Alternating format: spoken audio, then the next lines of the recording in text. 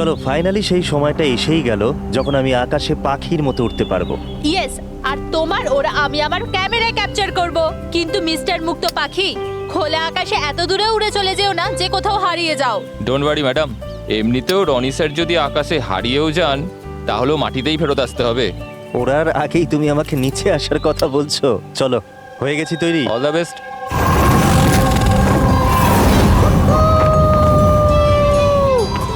Yes, this is so much fun!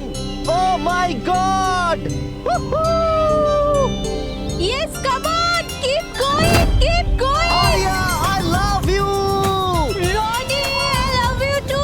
Wow, মনে হচ্ছে না ভালোই এক্সপিরিয়েন্স আছে। অফ কোর্স, আমেরিকাতে ও অনেক অ্যাডভেঞ্চার স্পোর্টস ট্রাই করেছে, বাঞ্জি জাম্পিং, প্যারাগ্লাইডিং, আরো অনেক। ইন্ডিয়াতে কোনো কিছু ট্রাই করেনি, আর যখন ইন্ডিয়াতে এসেছে এই সারাদিনের জন্য, তো কেন কিছু ট্রাই করবে না?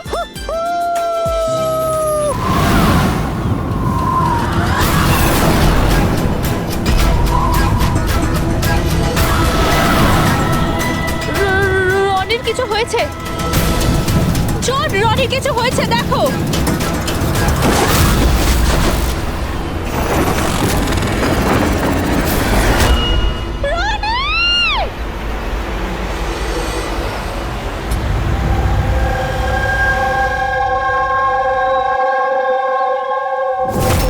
আমি আর রনি এখানে ছুটি কাটাতে এসেছিলাম।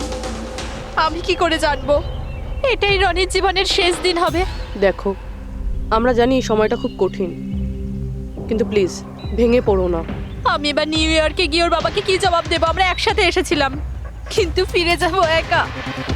আপনি কাউকে সন্দেহ করেন কে মারতে পারে রনিকে? স্যার, রনিকে কেউ কেন মারবে? আমরা তো এখানে কাউকে চিনিও না। এমনটা নয় তো যে ওর কোনো শত্রু আমেরিকা থেকে ফলো করতে করতে এখানে এসেছিল? না স্যার, রনির কোনো শত্রু এখানে ছিল না। He was such a lively person, সবাই ওকে পছন্দ করতো। তাহলে তুমি বলতে চাইছো এখানে ইন্ডিয়াতে ওর কোনো আত্মীয় স্বজন, বন্ধু বা অন্যান্য কেউ নেই এখানে? এই দেশটা আমাদের জন্য অচেনা স্যার। সবকিছু এই প্যারাগ্লাইডিং এর লোকেরা করেছে। Please arrest them. আপনি আমাকে কেন দোষ দিচ্ছেন? এটা আমাদের রুজি রুটির ব্যাপার, আমি কেন মারতে যাব ওনাকে? তাহলে কে মেরেছে রনিকে? স্যার, এটা তো আমিও বুঝতে পারছি না। 3000 ফুট উচ্চতায় গুলি কি করে চললো? কেই বা চালালো? তাহলে রনি 3000 ফুট উঁচুতে উঠছিল? হ্যাঁ স্যার, আমি নিজে গিয়ার চেক করেছিলাম, আর কোনো প্রবলেম ছিল না তার মধ্যে। আর ওর আশেপাশে কাউকে উঠতে দেখেছো? আশেপাশে না স্যার, কেউই ছিল না। আকাশ একদম পরিষ্কার ছিল, চারপাশটাও পরিষ্কার ছিল, আর উনি ওনার রাইড এনজয় করছিলেন। কিন্তু হঠাৎ বুঝতে পারলাম না কি হলো, একদম দড়াম করে নিচে এসে পড়লেন। এই যে ক্ষতটা দেখছো, আমার মনে হচ্ছে অনেক দূর থেকে গুলি চালানো হয়েছিল, হয়তো কোনো রাইফেল দিয়ে। হ্যাঁ, রাইফেলই হবে, কারণ যে হাইটে এই উড়ানটা উড়ছিল ওখান থেকে তো কোনো শার্প শুটারই গুলি চালাতে পারে, কোনো রাইফেল দিয়ে।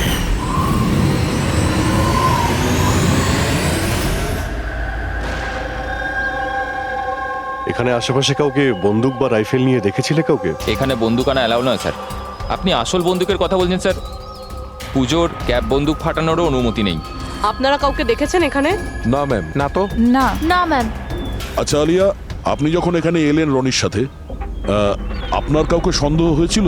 মানে কেউ আপনাদের ফলো করছে, এমন কোনো লোক যে গন্ডগোলের মনে হচ্ছে? না স্যার, এরকম তো কেউ ছিল না। তাহলে কি গুলি আকাশ থেকে চলেছিল নাকি? স্যার, আমি তো বললাম রনি স্যারের আশপাশে তো কেউই উড়ছিল না, তাহলে আকাশ থেকে গুলি চালালো কে? হ্যাঁ স্যার, আকাশে কেউ ছিল না। আপনি চাইলে এই ফুটেজগুলো চেক করতে পারেন। এখানে কেউ নেই ওর সাথে।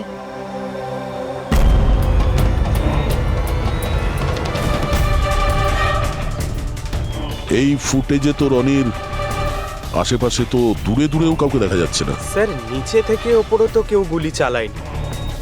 ইনি বলছেন যে যখন ও ওপরে উঠছিল কেউ ওর আশেপাশে ছিল না, ওপর থেকেও কেউ গুলি করতে পারবে না।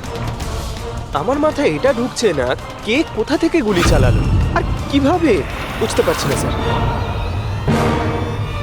অদ্ভুত ব্যাপার তো। ওর কোনো শত্রু নেই, তাহলে ওকে খুন করার জন্য এরকম প্ল্যানিং কে করতে পারে? কেসটা খুব জটিল মনে হচ্ছে। কোনো বাঁকা লোককে এখানে পাঠিয়ে দিই, বাঁকা প্রমাণ, হয়তো সে কিছু পেতে পারে।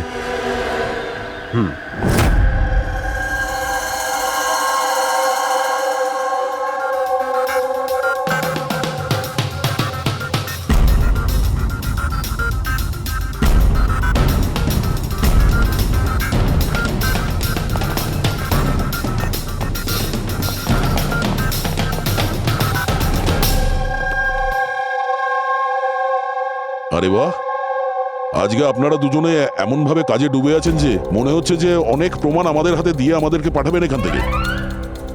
অনেকগুলো প্রমাণ, হ্যাঁ, আর যদি একটাও না পাওয়া যেত? সোজা করে বলো না, কোনো প্রমাণ পাওনি, খুঁজে দেখোনি? ডক্টর সালুকে ওই গুলির ব্যাপারে কিছু জানতে পারেননি? আপাতত এইটুকু জানতে পেরেছি ভাই, ওপর থেকে কোনো ইউএফও গুলি চালিয়েছে। শালুকে তুমি না কোনোদিনই সোজাসুজি করে কথা বললে না। আরে এটা কি, এটা বোঝাও, আমাকে বোঝানোর জন্য এরকম করেছো? হ্যাঁ, বলো।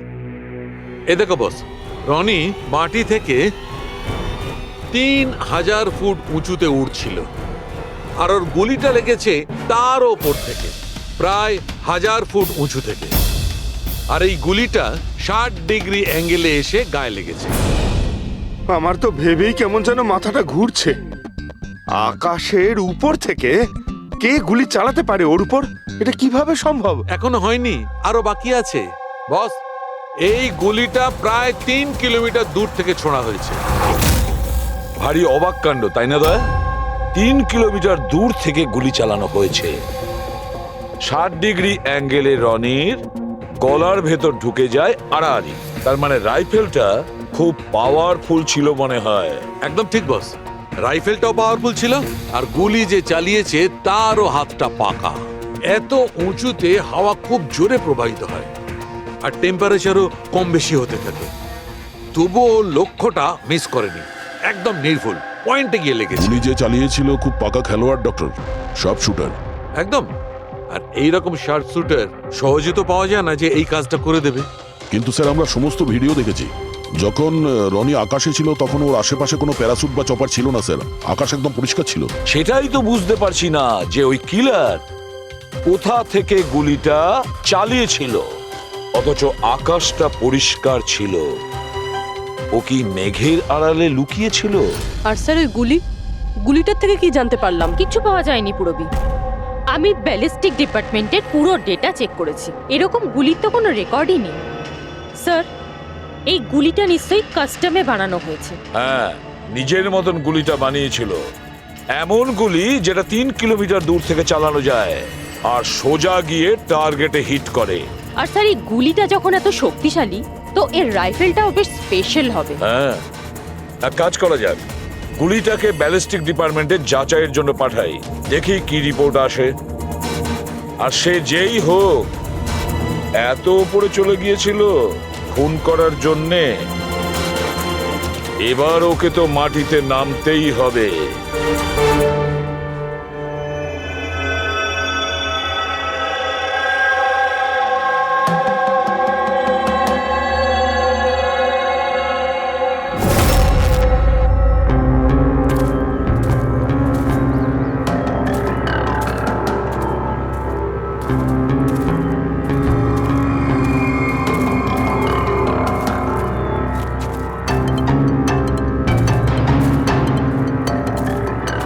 ব্রাদার, উই ক্যান ডু ইট। আরে ইয়ার গুরু, আর চলতে পারবো না, খুব হাঁপিয়ে গেছি আমি। ব্যাস নবীন, আর বেশি দূর নয়, 3000 ফিট চড়ে ফেলেছি, পাশেই আছে। We can do it, come on.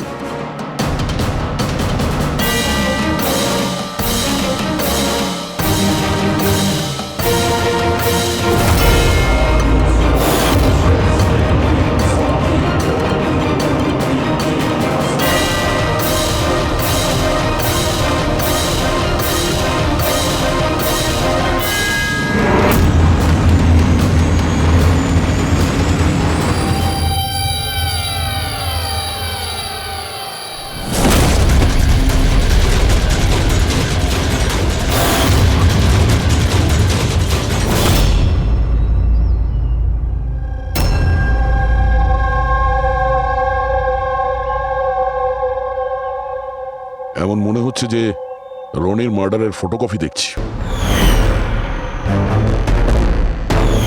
3000 fit উপরে ঠিক ওরকমই গুলি মেরেছে, মাথার পেছনে। একেও একইভাবে গুলি চালিয়েছে।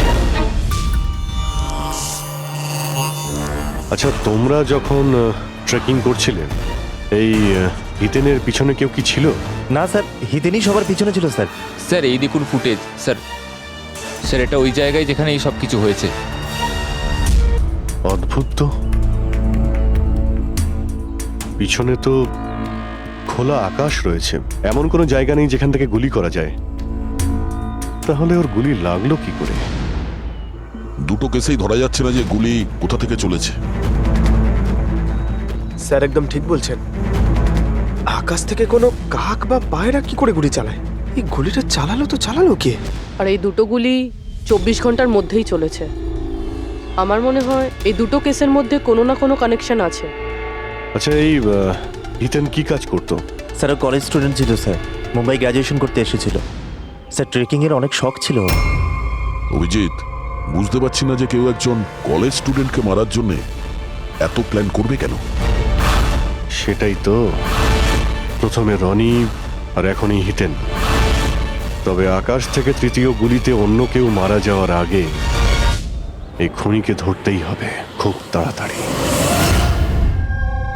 গত 24 ঘন্টায় দুটো খুন হয়েছে, দুটোই যুবক, আর দুজনকে মারার পদ্ধতিও অদ্ভুত। অদৃশ্য খুনি। স্যার দুজনেরই মৃত্যু হয়েছে অ্যাডভেঞ্চার স্পোর্টস করতে গিয়ে। মাটি থেকে 1000 ফুট ওপরে মেরেছে স্যার। কিন্তু স্যার ভাবার বিষয় এটাই যে খুনি এই অ্যাডভেঞ্চার স্পোর্টের সময়টাই কেন বাঁচলো এদেরকে মারার জন্য? ও তো ওদের যে কোনো সময় মারতে পারতো। এত লম্বা প্ল্যান দুটো বাচ্চাকে মারার জন্য? শুধু প্ল্যানিংটাই বড় ছিল না দা, গানটাও বড় ছিল। এই যে এইরকম। এটা কি রাইফেল স্যার? এটা হলো PX-65 রাশিয়ান গান। এটা লং রেঞ্জ। এইরকম বন্দুক দিয়ে মারা হয়েছে।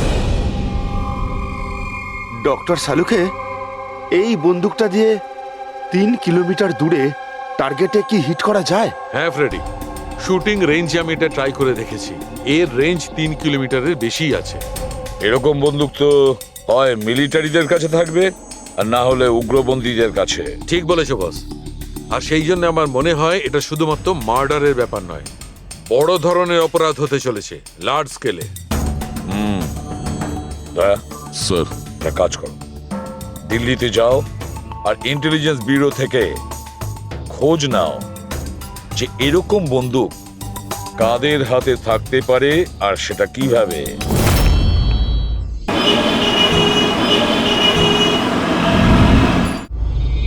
এই সমস্ত খুন এই রাইফেল দিয়েই হয়েছে। আর আপনারা তো জানেনই, এরকম হাই প্রোফাইল রাইফেল তো সবার কাছে থাকে না। আপনি একদম ঠিক বলছেন স্যার। আর যেটা আমাদের দেখা দরকার সেটা হলো এই রাইফেলটা যদি কেউ কিনতেও চায় তাহলে কিনতে পারবে না। এটা একটা কিংবা দুটো পিসে বিক্রি হয় না, বড় অ্যালটমেন্ট হয় এগুলোর। তাহলে কয়েক বছর আগে যে আতঙ্কবাদী হামলা হয়েছিল তার মধ্যে এই ধরনের রাইফেল ইউজ হয়েছিল? হ্যাঁ স্যার। তাহলে আপনাদের কোনো আতঙ্কবাদী গ্রুপের উপর সন্দেহ হয়? আগে হ্যাঁ স্যার, যদি আমাদের সন্দেহ ঠিক হয় তাহলে আমরা জানি যে এর পেছনে ঠিক কার হাত আছে। কার? এই অঞ্চলেই কিছুদিন আগে আমাদের আর্মি অনেক অস্ত্র আটক করেছিল। ওই অস্ত্রের মধ্যে এই রাইফেলটাও ছিল। হ্যাঁ প্রতাপ স্যার, সমস্ত আতঙ্কবাদী মরে গেছে, ওদের মধ্যে একজন পালিয়ে গেছে, তবে আমরা সমস্ত হাতিয়ার আটকে নিয়েছি। ওয়েল ডান প্রতাপ স্যার।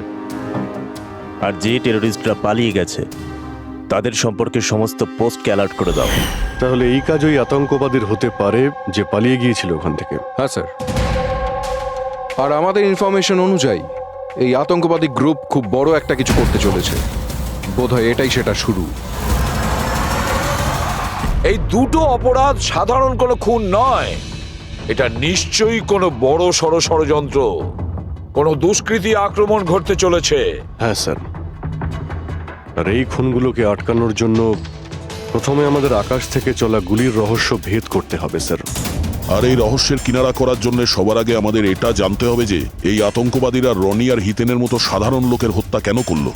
আচ্ছা, এমন কি কমন আছে এই দুটো কেসে? স্যার, দুটো মার্ডারই আকাশে হয়, দুবারই গুলি উপর থেকে চালানো হয়েছে পুরো পাওয়ারফুল রাইফেল দিয়ে। এটা প্রফেশনাল শার্প শুটারের কাজ হবে।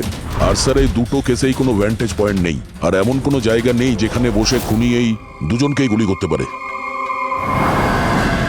তেমন কোনো জায়গা ছিল না, তেমন কোনো জায়গা ছিল না। খুন করার এটাই মূল কারণ নয় তো? তাহলে স্যার আপনি বলতে চাইছেন যে খুনির কাছে বসে গুলি চালানোর কোনো জায়গা ছিল না, আর ও এটা শিওর হতে চেয়েছিল যে টার্গেট যেন কোনোভাবেই মিস না হয়, সেই জন্যই ও এদের উপরে প্র্যাকটিস করছিল। Exactly Abhijit, exactly.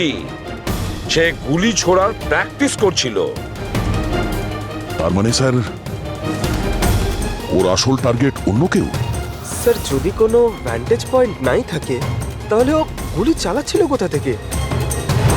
পঙ্কজ, উত্তরটা তোমার প্রশ্নের মধ্যেই লুকিয়ে আছে। আচ্ছা এটা বলো, আমরা মানুষ ডানা ছাড়া আকাশে কিভাবে ওড়ে? স্যার এরোপ্লেন বা হেলিকপ্টারের মাধ্যমে। ব্যাস, তুমি তোমার উত্তর পেয়ে গেছো। কিন্তু স্যার ওখানে ওই ক্রাইম সিনে আকাশের ওপর কোনো চপার তো ছিলই না স্যার, না কোনো কেবল কার ছিল ওখানে। তাহলে অন্য কিছু থাকবে, অন্য কিছু থাকতে পারে। অভিজিৎ, ম্যাপটা বের করো, ওই এলাকার চারপাশটা ভালো করে দেখো, দেখো এমন কিছু পাওয়া যায় কিনা। এমন কিছু আছে নাকি যেখান থেকে মানুষ হাওয়ায় উঠতে পারে? জঙ্গল আছে, আর হ্যাঁ, দুটো হট এয়ার বালুন রেঞ্জও রয়েছে। একটু দেখো তো, যেখানে খুন হয়েছিল সেখান থেকে এটা কতটা দূরে? স্যার এই দুটো 60 কিলোমিটার রেডিয়াসের মধ্যে। তাহলে একটা কথা তো কনফার্ম, খুনি ওখানে হট এয়ার বেলুনে বসেছিল আর সেখান থেকেই ও গুলি চালিয়েছিল 3 কিলোমিটার দূর থেকে। স্যার কেউ যদি হট এয়ার বেলুনে চড়তে চায় তাহলে আগে থেকে বুকিং করতে হয়, এমনি কেউ যেতে পারে না। কোনো ব্যাপার না, তোমরা ওই হট এয়ার বেলুনের অফিসে গিয়ে খোঁজ নাও যে এমন কোন টুরিস্ট ছিল যে ওই দুটো দিনে ওই দুটো হট এয়ার বেলুনে ঘুরেছিল। এর বেলুনে বসেছিল, কিছুজন একা বসেছিল, কিছুজন গ্রুপ বানিয়ে বসেছিল। তোমার কি মনে আছে এদের মধ্যে কতজনের কাছে কোনো জিনিস বা ব্যাগ ছিল? বা কোনো সন্দেহজনক কাউকে দেখেছো? না, বদমাস তো কাউকে লাগছিল না, কিন্তু একজন বয়স্ক আন্টি ছিলেন, পিঠে একটা ব্যাকপ্যাক ছিল আর চোখে চশমা আর মাথায় টুপি পরেছিলেন। হ্যাঁ, আমরাও অবাক ছিলাম যে এই বয়সে এই সব ট্রাভেলিং এর ইচ্ছা। আর যখন ফটো তোলা হচ্ছিল উনি লজ্জা পাচ্ছিলেন আর নিজের মুখ লুকোচ্ছিলেন। রবি, এই বয়স্ক আন্টি শার্প শুটার শুনে একটু অদ্ভুত লাগছে না? হ্যাঁ স্যার, আমি এখানে পাইলট। 25শে ফেব্রুয়ারি স্যার সব মিলিয়ে আমি 6 জনকে এয়ার বেলুনে চাপিয়েছি স্যার, আর 2 জনকে দিনের স্যার। আচ্ছা, তাদের মধ্যে কেউ মানে গন্ডগোলের লোক মনে হয়েছিল, কিংবা যার কাছে কোনো জিনিসপত্র ছিল? স্যার এরকম তো কেউ ছিল না। হ্যাঁ, একজন বয়স্ক মানুষ ছিল, জানি না কারো বারবার চিৎকার করছিল, হয়তো ওর মুড খারাপ ছিল বা খিটখিটে ধরনের ছিল। ওনার হাতে কোনো কিছু ছিল? জিনিস তো ছিল না। হ্যাঁ, একটা লাঠি নিয়ে হাঁটছিল। লাঠি নিয়ে হাঁটছিল?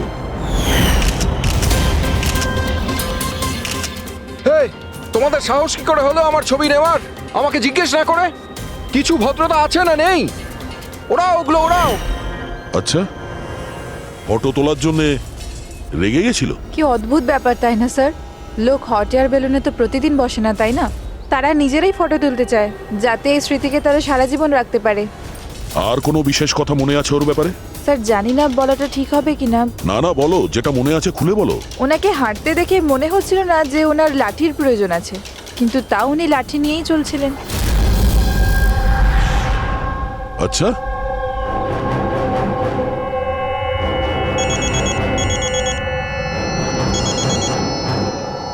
হ্যাঁ স্যার। কিছু জানতে পারলে? স্যার এখানে একজন বয়স্ক মহিলা এসেছিল আর তার হাতে একটা ব্যাকপ্যাকও ছিল।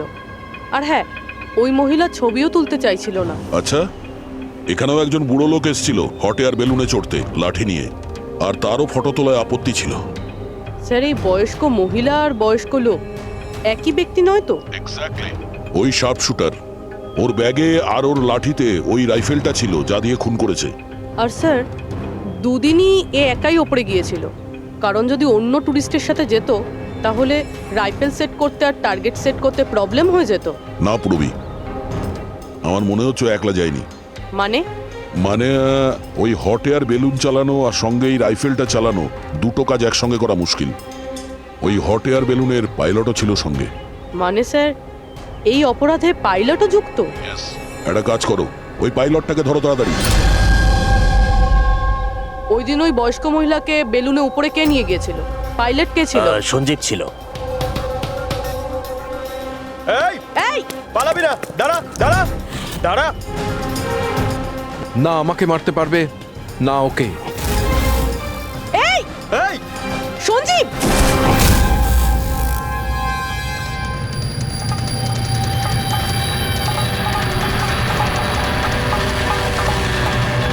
আরে তো প্রাণ দেওয়ার জন্য একদম তৈরি ছিল। এটা কোনো ছোটখাটো মার্ডার নয় পঙ্কজ, অনেক বড় মিশন। যদি তাড়াতাড়ি আটকানো না যায় তাহলে বড় সড় বিপদ হবে। আচ্ছা গীতা, 24শে ফেব্রুয়ারি যে লোকটা গ্রুপে যেতে চাইছিল না, একলা যেতে চাইছিল, ওর পাইলট কে ছিল? কে নিয়ে গেছিল? সোলো ট্রাভেলারকে তো দিনেশ নিয়ে গিয়েছিল। অদ্ভুত ব্যাপার দিনেশ, এতক্ষণ ধরে চুপ করে আছো, কিছু বলছো না কেন? তোমরা আমাকে ধরতেই পারবে না। এই,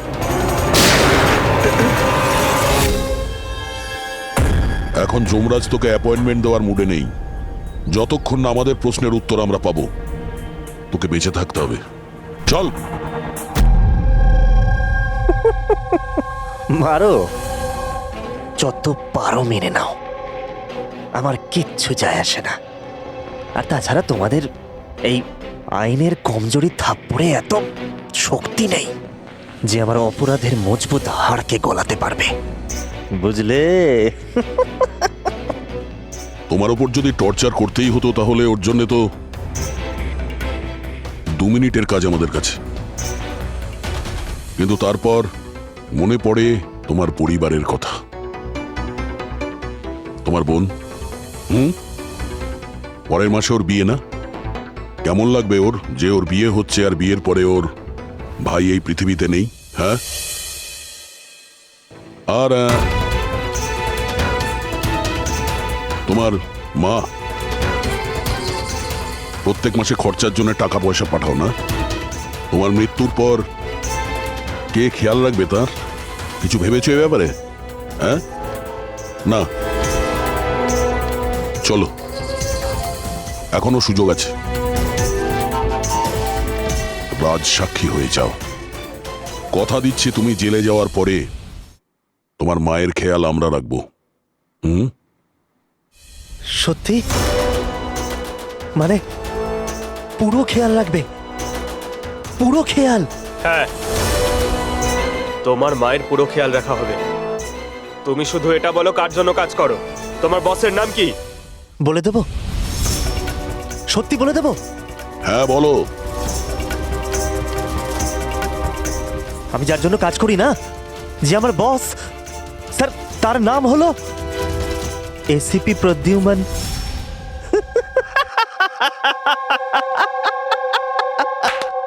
এসিপি প্রদ্যুম্ন, যাও ধরে নাও আর গ্রেফতার করে নাও তাকে। বলেছিলাম না আমি কিচ্ছু বলবো না, যা করার আছে করে নাও। সিআইডি কোথাকার। সিআইডি। বস, বস।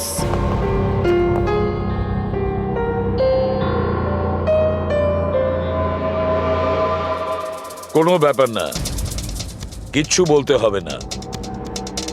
এখন না তোমাকে কিছু জিজ্ঞাসা করব, কিছু বলার জন্য তোমাকে আমরা জোর জবরদস্তিও করব না, কিচ্ছু করব না। শুধু একটাই কাজ করব, আমরা তোমাকে ঘুমোতে দেব না। শুতে দেবেন না? এমনিতেও আমি জেগে থাকলেও আমি আপনাদের কিছুই বলবো না। কোনো প্রয়োজন নেই, কিচ্ছু বলো না, কিন্তু আমরা শুতে দেব না তোমাকে। ওকে ভাই দয়া, আমি এটা শুনেছিলাম যে মানুষ কোনো কিছু না খেয়ে অনেক দিন সার্ভাইভ করতে পারে, কিন্তু না ঘুমিয়ে। কত কষ্ট হবে এই বেচারার। তোর বাঁচাটা খুবই মুশকিল, আমি এসব দেখতে পারবো না।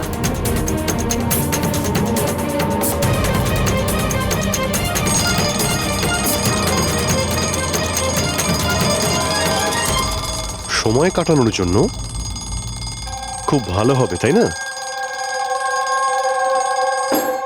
তোর জীবনের শেষ মুহূর্তগুলো তুই এই কাঁটার সঙ্গে গুনতে থাকবি, ঠিক আছে?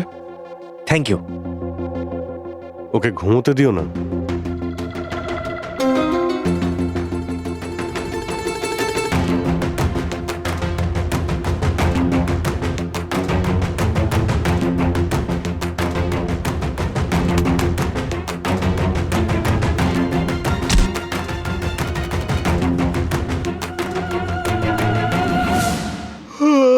ফ্রেডি স্যার, আরে কোথায় আছেন আপনি?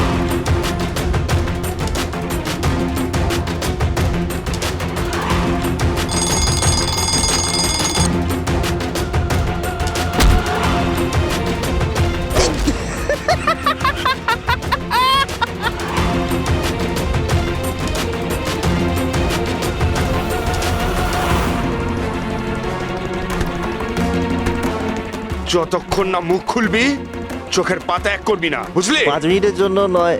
চল। না 1 মিনিট 1 মিনিট তো শুতে দাও। 1 সেকেন্ড, শোবো না একদম, শোবো না একদম। এই, শোবো না আমি।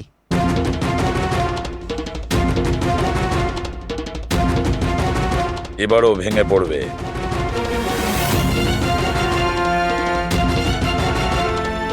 সবকিছু বলতে বাধ্য হবে।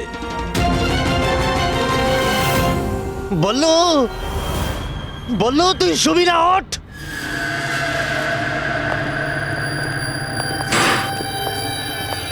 এই ঘুমোতে চাস? আর ওকে একটু ঘুমোতে দাও। কি প্রবলেম তোমাদের? ঠিক আছে, তোমাকে ঘুমোতে দেবো আমরা। আগে বলো যে তোমাদের গ্রুপের প্ল্যানটা কি?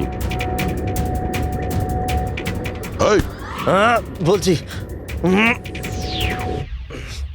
আমার নাম দীনেশ নয়,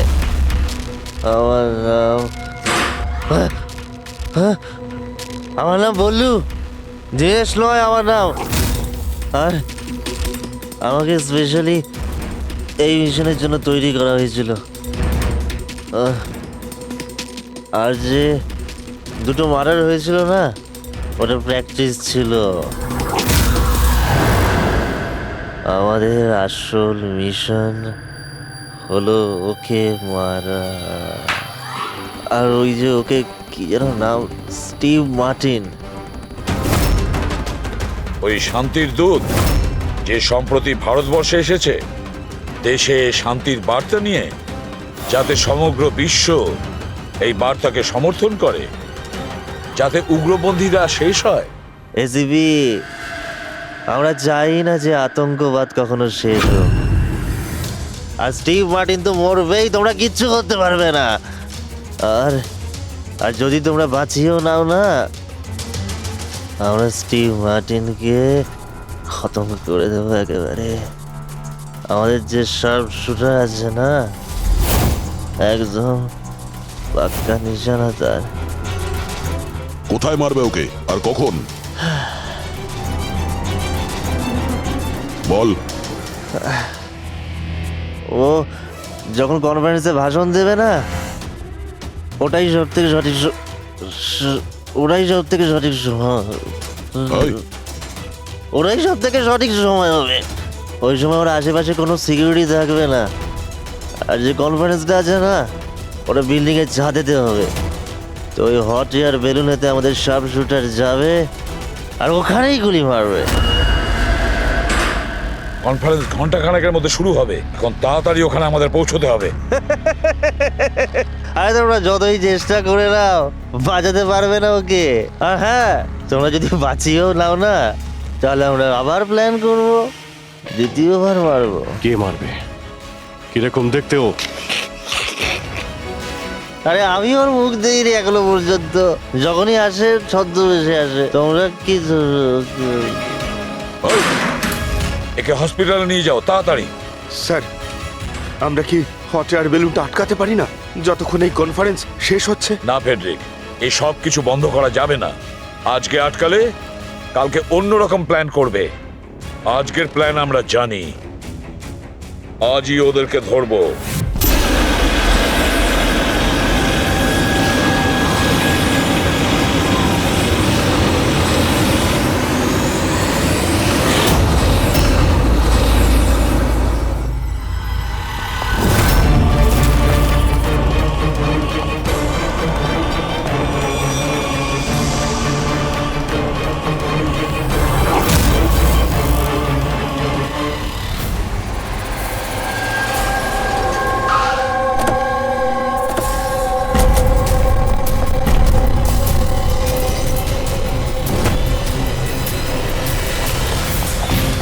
সিআইডি।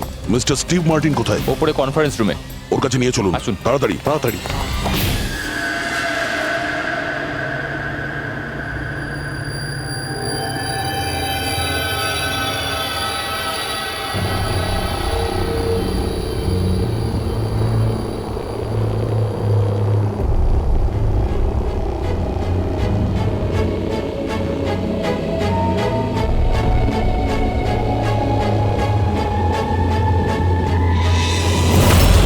স্যার এখানে 4টে বেলুন আছে, দুটো ওপরে আছে আর দুটো রেডি হচ্ছে। আমার সামনে যে বেলুনটা আছে স্যার, ওতে একটা কাপল আছে আর ওই ছেলেটার কাছে ব্যাকপ্যাক আছে। নজর রাখো ওদের উপরে। কারা কারা আসছে কারা কারা যাচ্ছে সবাইকে ফলো রেখো, ওকে?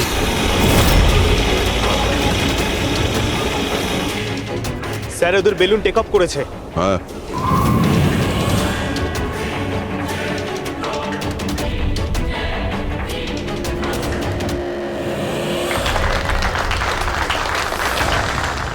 এই দুনিয়াতে টেরোরিজম কেন আছে, এই প্রশ্নটা আমাদের জানা দরকার।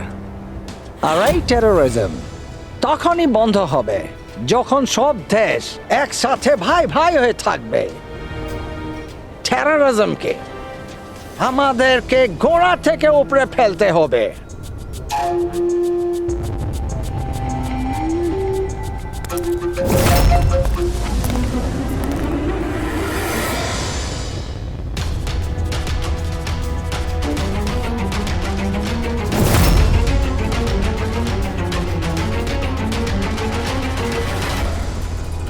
দুজন মিউজিশিয়ানকে দেখছি, ওরার জন্য তৈরি হচ্ছে।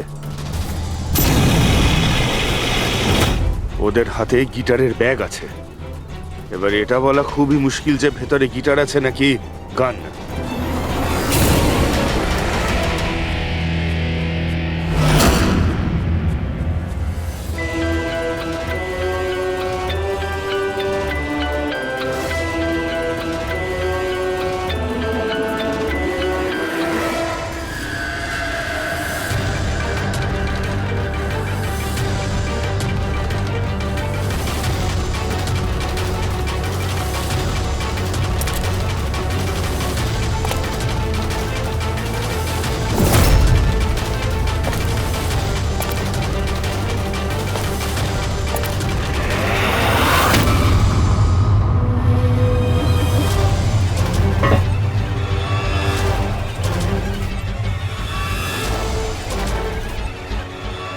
স্যার আরও একটা লোক এসছে, ওর কাছে একটা ব্যাকপ্যাক আর একটা ক্রাচ রয়েছে।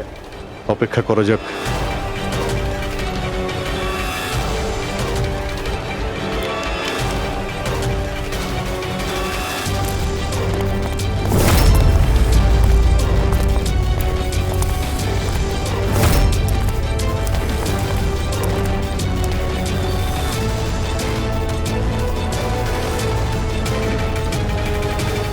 স্যার ক্যামেরা ক্রু এসেছে, ওদের কাছে আবার দুটো ব্যাগ।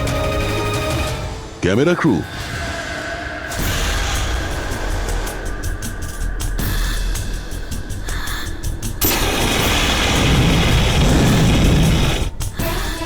ওদের দিক থেকে নজর সরিও না, নজর রাখো ওদের উপরে।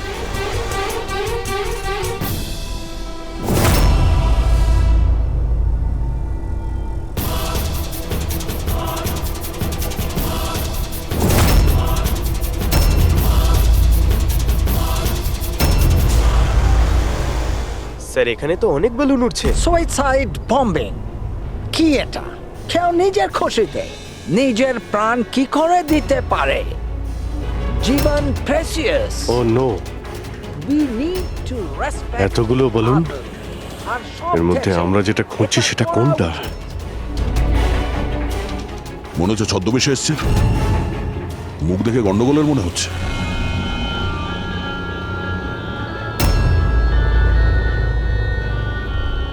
দয়া, ওই দুটোর উপর নজর রাখো। আমরা যেন সব সময় একটা কথা মনে রাখি, ওয়ার্ল্ড ওয়ার 1 আর ওয়ার্ল্ড ওয়ার 2। এটা তো গিটার। হচ্ছে কি এখানে? উপরে গিয়ে এরা মিউজিক বাজাবে নাকি? বাকি সমস্ত বেলুন তো চলে গেছে, একটাই আছে। মানে স্যার খুনি এই বেলুনের মধ্যেই রয়েছে? মানে স্যার উনি এই বেলুনের মধ্যেই রয়েছে? এরা তো নিজেদের জায়গা থেকে নড়ছে না। Camera crew. স্যার এ কোথায় গায়েব হয়ে গেল?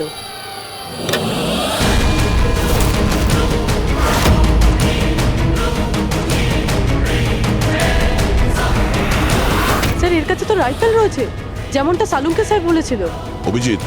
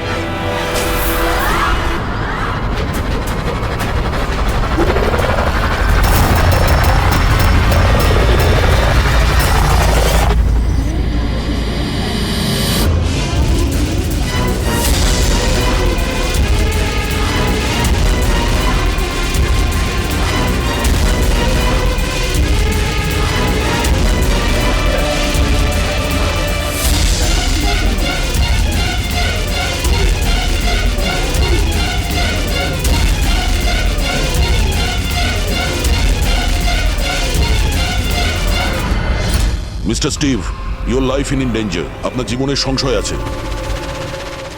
তাহলে কি করবে? We have a plan. Thank you সিয়াজি। যদি আজকে আপনারা ঠিক সময় না আসতেন আমি বেঁচে থাকতাম না। দেখুন, বিপদ কিন্তু এখনো কাটেনি, ঠিক আছে? এখনো খুনিকে ধরতে পারেনি, সেই জন্য be safe, be careful. Okay Freddie, Pankaj, ওই বেলুনে নজর রাখো, চোখের বাইরে যেন না যায়। হ্যাঁ স্যার, আমরা বেলুনটাকে ট্র্যাক করছি।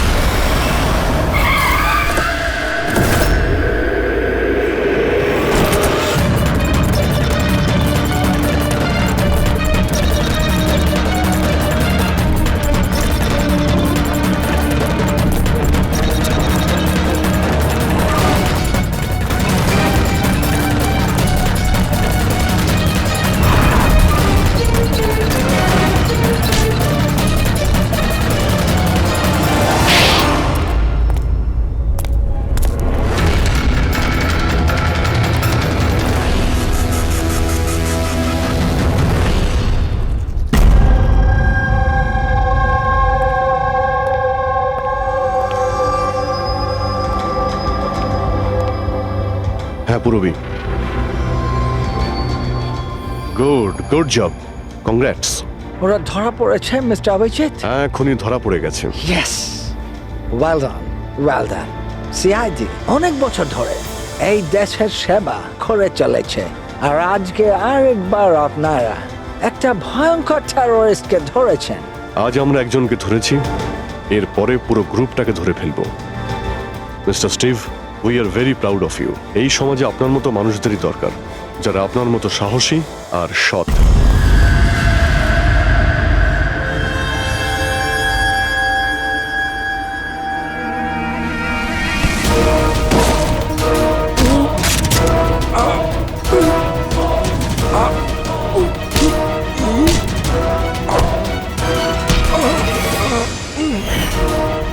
তাহলে তুমি ছদ্মবেশে রনি আর হিতেনকে মেরেছো। তোমার মতো একজন সব শুটার জেলের ভাত খেয়েও ফাঁসির অর্ডার আসার আগে পর্যন্ত। তোমার কি মনে হচ্ছে তোমরা আমাকে ধরে নিয়েছো তো স্টিভ প্রাণে বেঁচে যাবে? কখনো নয়। আমাদের ক্ষমতা এত বেশি যে তোমাদের আইন এটা খুঁজতে খুঁজতে হাঁপিয়ে যাবে, কিন্তু আমরা শেষ হব না। শেষ হবে তোমাদের এই দেশ। শোন ছারপোকা, আমাদের দেশের উপর অনেকে খারাপ নজর দিয়েছে, আবার চলেও গেছে। জানিস আমাদের দেশ কত বছর স্বাধীন হয়েছে? ৭৪ বছর। আর এই ৭৪ বছরে আমাদের দেশের জওয়ানরা জানি না কত আতঙ্কবাদীকে মেরেছে। আজ তোর পালা, কাল তোর সঙ্গীদের পালা। আমাদের দেশ থাকবে, খুব ভালোভাবেই থাকবে। আর এই দেশ থেকে যদি কোনো জিনিস চলে যায় সেটা হলো আতঙ্কবাদ, বুঝেছিস? আতঙ্কবাদ।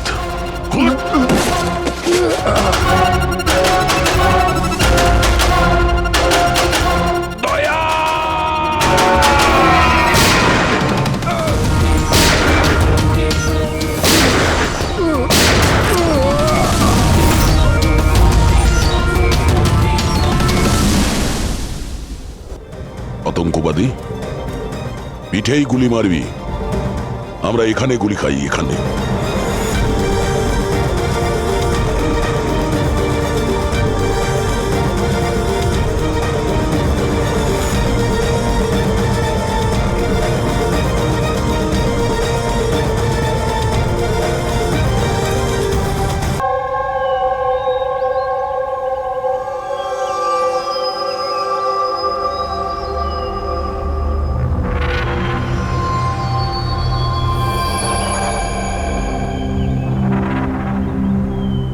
চলো, ফাইনালি সেই সময়টা এসেই গেল যখন আমি আকাশে পাখির মতো উঠতে পারবো। ইয়েস, আর তোমার ওরা আমি আমার ক্যামেরায় ক্যাপচার করব। কিন্তু মিস্টার মুক্ত পাখি, খোলা আকাশে এত দূরে উড়ে চলে যেও না যে কোথাও হারিয়ে যাও। Don't worry madam. আর এমনিতেও রনি স্যার যদি আকাশে হারিয়েও যান, ওনাকে মাটিতেই ফেরত আসতে হবে।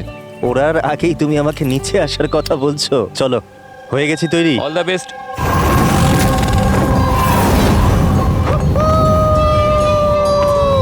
Yes, this is so much fun! Oh my god! Yes, come on, keep going, keep going. Alia, I love you! Roni, I love you too. Wow, মনে হচ্ছে ওনার ভালোই এক্সপিরিয়েন্স আছে। অফকোর্স, আমেরিকাতে ও অনেক অ্যাডভেঞ্চার স্পোর্টস ট্রাই করেছে। বানজি জাম্পিং, প্যারাগ্লাইডিং, আরো অনেক। ইন্ডিয়াতে কোনো কিছু ট্রাই করেনি। আর যখন ইন্ডিয়াতে এসেছে এই সারাদিনের জন্য, তো কেন কিছু ট্রাই করবে না?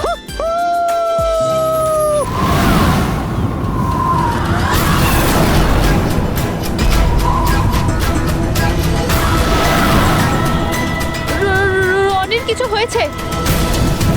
চল, রনির কিছু হয়েছে, দেখো।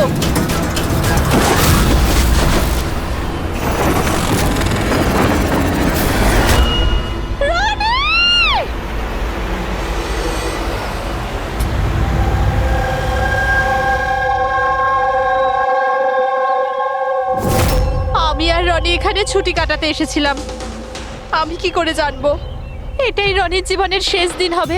দেখো, আমরা জানি এই সময়টা খুব কঠিন, কিন্তু প্লিজ ভেঙে পড়ো না। আমি এবার নিউ ইয়র্কে গিয়ে ওর বাবাকে কি জবাব দেবো? আমরা একসাথে এসেছিলাম, কিন্তু ফিরে যাবো একা। আপনি কাউকে সন্দেহ করেন? কে মারতে পারে রনিকে? স্যার, রনিকে কেউ কেন মারবে? আমরা তো এখানে কাউকে চিনিও না। এমনটা নয় তো যে ওর কোনো শত্রু আমেরিকা থেকে ফলো করতে করতে এখানে এসেছিল? না স্যার, রনির কোনো শত্রু এখানে ছিল না। He was such a lively person, সবাই ওকে পছন্দ করতো। তাহলে তুমি বলতে চাইছো এখানে ইন্ডিয়াতে ওর কোনো আত্মীয় স্বজন, বন্ধু বা অন্যান্য কেউ নেই এখানে? এই দেশটা আমাদের জন্য অচেনা স্যার। সবকিছু এই প্যারাগ্লাইডিং এর লোকেরা করেছে। Please arrest them.